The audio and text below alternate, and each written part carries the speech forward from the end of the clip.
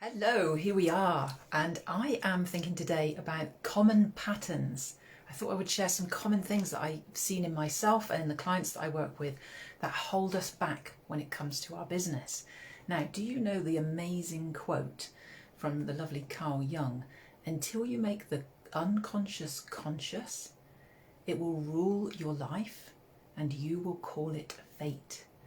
So what I want to say here is that we are basically a bunch of patterns and programming, and that creates the experience that we're having in life. Do you agree with that? Do you kind of know, wow, I'm wired in a certain way? Because if you think about it, if we weren't that, everybody would experience things the same way, but they don't, do they? So we are wired through our parenting, through our culture, through our experiences, to behave and act in certain ways, and much of that is unconscious and it drives our behavior. So when it comes to wanting a different result in your life, you have to get to the unconscious in order to see what stories and ideas and beliefs you have in order that you can make the change. So that you might be going like, yeah, I know that. We all know, like, that beliefs create our reality. But if they're unconscious, how do we get to them? And also, how do we understand them? Because commonly, I think we just think this is me, this is who I am, not realizing that I can make a change. So if you don't have the results that you want, then consider that there is something in you, some pattern running, some programming that is holding you back from that. And so I wanted to share common ones that I see to raise them into awareness, because I think first of all we have to become aware. Like we say, we have to make the unconscious conscious, and then we can consider and start to do something about it for change. So the one I want to share today is being responsible for other people. This idea, which I see really commonly, and it was mine too, that I am responsible for other people. Like, does that resonate? Are you running this idea that you're responsible for other people? Maybe you don't know you're running it. So let's think about, like, how does it show up? How would I know if I felt responsible for other people?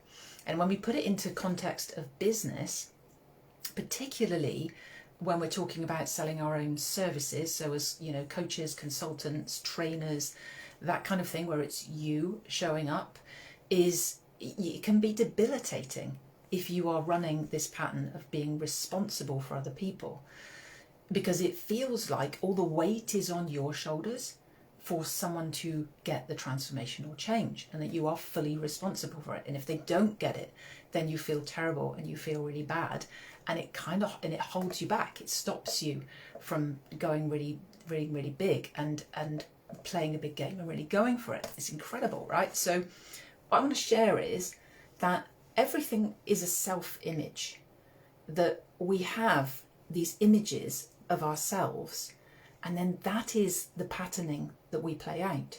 So if I have the patterning that I'm responsible for other people, which commonly will come about from if we've been raised in any kind of dysfunction, which is massively common, isn't it? You know, if our mums and dads didn't have time for us, if they were emotionally unable to meet us emotionally, or if they were sad or lost, we tend to feel responsible for them, and we take on it. It's my fault that they felt that way. And when we're doing that, then it means that, one, can you see that it's a huge weight on your shoulders and it feels hideous for starters, but also that you are actually disempowering someone else when you feel responsible for them, because each person has the power in their own mind. And again, we don't mean to, it's all completely unconscious and unwitting. So it's no one's fault. It's like it was always to just come with curiosity to see what is really going on here in the mind. What is the pattern in the mind? Now, when we're in business, then we're not responsible for, but we are responsible to. Or as a parent, you could say you are responsible to. So you're responsible to show up in the way you said you would show up and to deliver the things that you said you would deliver. But you are not responsible for them doing it, because that is impossible. And I'm sure you know that in your logical mind, but then what stops us is not logical. What stops us is emotional, it's energetic, it's vibrational. It's the energy of these patterns, which is why we get so frustrated and why we end up thinking like, what is wrong with me? Because, I know this, but I can't do it. So this is where it's like, it's deeper than that. So to raise it up and consider it, wow, where am I feeling responsible to?